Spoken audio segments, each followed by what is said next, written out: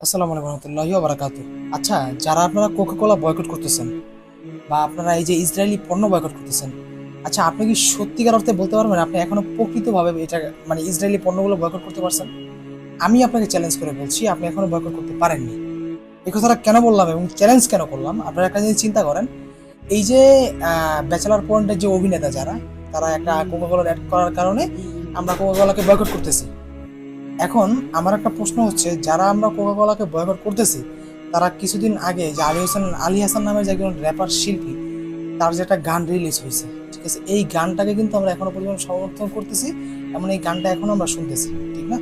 এখনো পরিমাণ আপনি হিউজ পরিমাণ কমেন্ট দেখবেন যেখানে মানুষ বলতেছে গানটা বাস্তবমুখী, গানটা সুন্দর, হ্যান ত্যান বিভিন্ন কথা বলতেছে। তাহলে এই গানটা কিন্তু কোক স্টুডিওতে মানে কোকা-কোলার একটা স্পন্সর হিসাবে করা হয়েছিল। এই আলী হাসানকে কিন্তু আমরা এখনো পর্যন্ত বয়কট করিনি। তাহলে ভাই আমরা কি বয়কট করলাম? মানে আমরা হচ্ছে বাঙালি যারা আছে